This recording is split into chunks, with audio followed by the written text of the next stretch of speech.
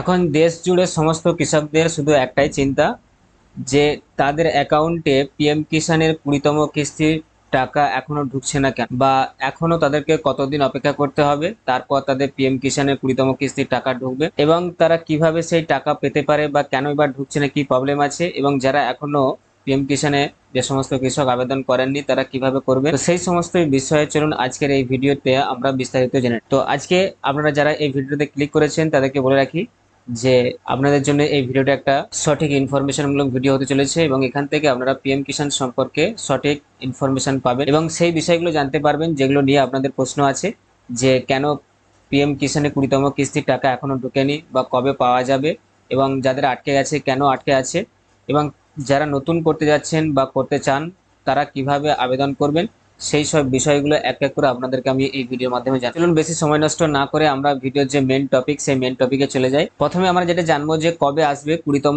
কিস্তি, অর্থাৎ পিএম কিষানের 20তম কিস্তি আমরা কবে পাবো বা কোন মাসে পেতে চলেছি। যদিও সরকারের তরফ থেকে এখনো অফিসিয়াল ভাবে কিছু ঘোষণা করা হয়নি, কিন্তু বিভিন্ন মিডিয়ার রিপোর্ট অনুযায়ী জানা যাচ্ছে আগামী আগস্ট মাসের 2 তারিখের আশেপাশে 20তম কিস্তি পিএম কিষানের 20তম কিস্তি টাকা কিন্তু পাওয়া যেতে পারে। এর আগে 19তম কিস্তি দেওয়া হয়েছিল ফেব্রুয়ারি মাসে। তবে যদি কোনো কৃষকের কেওয়াইসি সম্পন্ন না হয়, অর্থাৎ আধার নাম্বার বা ব্যাংক অ্যাকাউন্ট লিঙ্ক করা না থাকে, তাহলে এই প্রকল্পের টাকা আটকে যাবে। অর্থাৎ আপনারা যারা বলছেন যে আপনাদের টাকা ঢুকছে না কোনো প্রবলেমের জন্য, আপনাদের পিএম কিষাণ করা আছে অথচ টাকা ঢুকছে না, তো তাদের হচ্ছে প্রবলেম কি থাকতে পারে না, কেওয়াইসি প্রবলেম থাকতে পারে, যে আপনি যে ব্যাংক অ্যাকাউন্ট দিয়েছেন হয়তো সেটা বন্ধ হয়ে আছে লেনদেন না হওয়ার ফলে, অথবা আপনার সেই ব্যাংকে অ্যাকাউন্টের সাথে আপনার মোবাইল নাম্বার লিঙ্ক নেই, অথবা আধার কার্ডের যে নাম্বার সেই আধার লিঙ্ক নেই। তো সেগুলো আপনারা গিয়ে ব্যাংকে গিয়ে চেক করে দেখুন যে আপনাদের এই প্রবলেমগুলোর মধ্যে কোনো কিছু একটা প্রবলেম আছে কিনা। যদি প্রবলেম থেকে থাকে তাহলে কিন্তু আপনার টাকা অ্যাকাউন্টে ঢুকবে না। এরপরের যে পয়েন্ট আমরা দেখবো যে কারা এই প্রকল্পের টাকা পাবে। এই প্রকল্পের আওতায় শুধুমাত্র সেই সমস্ত কৃষকরাই পড়বে যাদের যাদের নামে জমির মালিকানা রয়েছে, যাদের আধার কার্ড এবং ব্যাংক অ্যাকাউন্ট লিঙ্ক করা রয়েছে, এবং যারা কেওয়াইসি সম্পন্ন করে রেখেছে। অর্থাৎ এই সমস্ত তিনটে বিষয় যদি ঠিকঠাক থাকে আপনারা অবশ্যই টাকা পাবেন প্রত্যেকটা কিস্তির টাকা যখন দেওয়া হবে। তবে কেন্দ্র বা রাজ্য সরকারের চাকরিজীবীরা এই প্রকল্পের আওতায় কিন্তু পড়বে না। তো এটা গেল, আমরা দেখে নিলাম যে কবে আমাদের টাকা আসতে চলেছে, কারা পাবে না বা কারা পেতে চলেছে। এবার আমরা দেখবো যে যারা এখনো আমরা পিএম কিষাণ প্রকল্পে আবেদন করিনি বা আমাদের নাম নথিভুক্ত করিনি, তারা আমরা কিভাবে আবেদন করব। যারা এখনো পর্যন্ত আপনারা পিএম কিষাণে আবেদন করেননি তাদের পদ্ধতিগুলো আমি বলে দিচ্ছি, আপনারা এখানে দেখে নিন যে কি কি স্টেপ আপনাদেরকে ফলো করতে হবে। প্রথমেই আপনাকে এই লিঙ্ক যেটা দেওয়া আছে https://pmkishan.government.in, এই ওয়েবসাইটে যেতে হবে আপনাকে।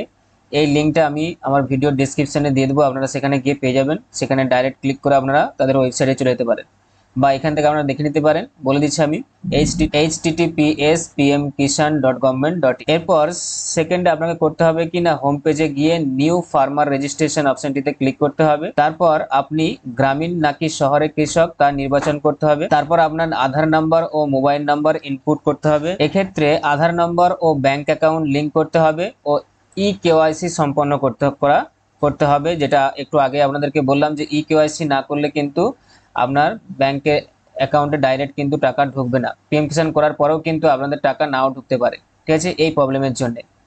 নাও ঢুকতে পারে মানে কি ঢুকবেই না যদি এরকম প্রবলেম থাকে। নেক্সট আপনাকে যেটা করতে হবে যে এরপর ক্যাপচা কোড ইনপুট করতে হবে। তারপর মোবাইল আসা ওটিপি বসিয়ে দিতে হবে। ওখানে যে একটা ক্যাপচা দেওয়া থাকবে সেই ক্যাপচা কোডটা আপনাকে দিতে হবে সেখানে। আর আপনার মোবাইলে যে ওটিপি আসবে, যে নাম্বারটা দিয়ে আপনি করবেন, সেই ওটিপিটা এখানে আপনাকে দিতে হবে। এরপর জমির দলিল, ব্যাংক পাসবুক ইত্যাদি সমস্ত যাবতীয় ডকুমেন্ট আপলোড করতে হবে। আপলোড করা হয়ে গেলে আপনার ফর্মটি সাবমিট করে দিন। সাবমিট বলে একটা অপশন আসবে, সেখানে আপনি সাবমিট করে দিবেন, ব্যাস আপনার তাহলে পিএম কিষাণ হয়ে যাবে অনলাইনে। তো এটুকুই জাস্ট শুধু করতে হবে। যদি আপনি নিজে থেকে পারেন তাহলে ঘরে বসে আপনার মোবাইল থেকে বা ল্যাপটপ থেকে করতে পারেন। আর যদি না পারেন তাহলে আপনাদের পার্শ্ববর্তী যে সমস্ত সিএসপি গুলো আছে বা কম্পিউটারে যেখানে কাজ করা হয় সেখানে আপনারা যেতে পারেন, তারা কিন্তু করে দেবে। ফর্ম সাবমিট করার পর আপনি বেনিফিশিয়ারি স্ট্যাটাস বিভাগে গিয়ে নিজের আবেদন এবং কিস্তির অবস্থা দেখে নিতে পারবেন।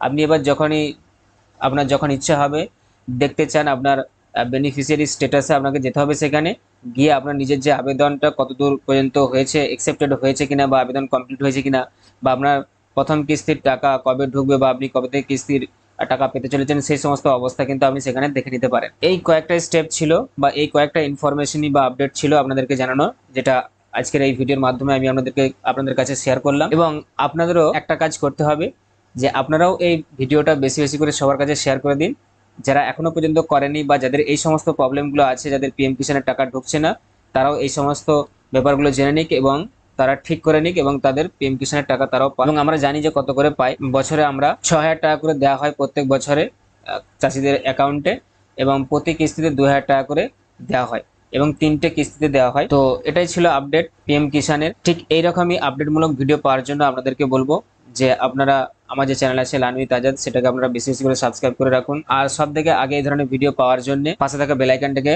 প্রেস করে রাখুন। আর ভিডিও যদি ভালো লেগে থাকে তাহলে একটা লাইক করবেন। আর হ্যাঁ, যারা ফেসবুক থেকে এই ভিডিওটা দেখছেন তাদেরকে বলি যে আমার যে ফেসবুক পেজ আছে সেখানে আপনারা জয়েন হয়ে যান এবং সেখানে ভিডিওগুলোকে লাইক, কমেন্ট, শেয়ার করুন। তো আজকে এই পর্যন্তই, and thanks for giving your time. Tata, by.